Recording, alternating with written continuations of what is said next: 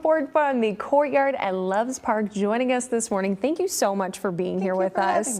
It's the beginning of the new year. You guys are getting close to opening to Courtyard Loves Park, officially what, May? Yep, end of May. It is fast approaching, and you guys have a lot of options for families and just for seniors that are maybe looking to wind down and have an easy place to live. And it also can make a big difference if you have any health impacts, especially when it comes to memory care. That's something you guys are really big on. Yes, thank you for having me here. Yeah. We offer Independent Living Plus, assisted living, and memory care in our new community. So we'll have 116 beds that we're able to fill. Oh, wow. So when it comes to memory care and dementia, Alzheimer's, what does that really look like on a day-to-day at somewhere like Courtyard? On a day-to-day basis, we specialize in just focusing on structure and routine and giving them the comfort and dignity that they deserve, especially in our dementia care. Absolutely. What are maybe some of the early warning signs that families should be paying attention to if it's not necessarily something they've had to deal with yet?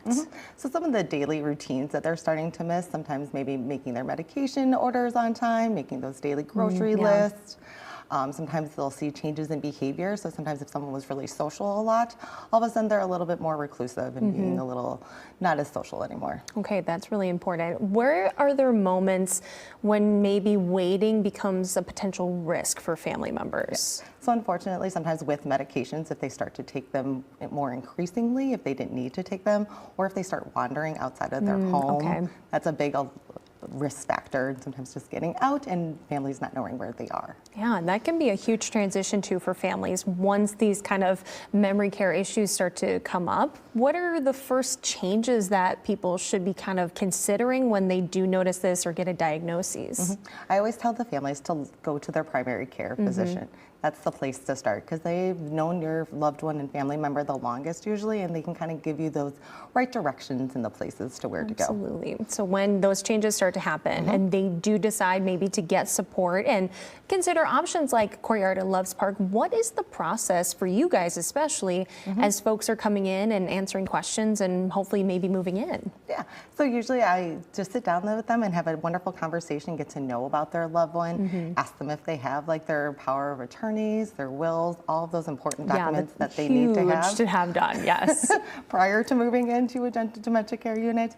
So that's the steps that we start to, and then we go out and do an actual assessment out at their home prior to moving in, just so that we can kind of get to know them in their comfort zone and know their family. And that's incredible how personalized you guys really get with people that are moving in and maybe starting the process of this. How does the community support at Courtyard help individuals kind of on that personal level? So we're giving them those daily activities that they're really striving for.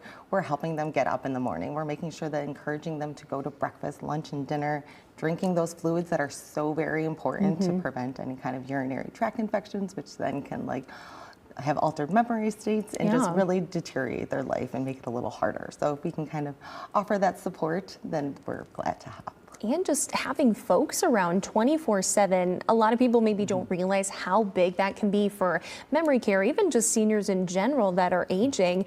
You tend to be alone a lot, and you guys don't have that at Courtyard. You have a full community of people that are there.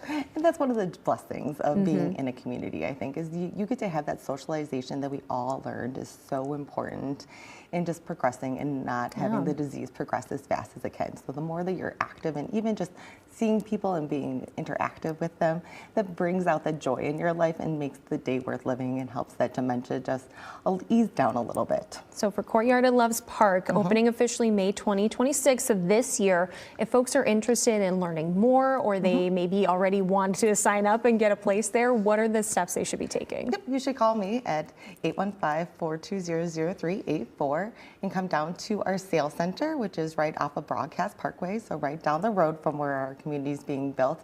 And we can sit down and have a nice conversation about what's going on with your loved one. Absolutely. Well, thank you so much for being here with us, Jessica. We really appreciate it. And the information was there on your screen. If you have any questions, just give her a phone call. She will be happy to talk with you guys. Well, thanks again for being here, and stay with us because coming up next, we'll have your full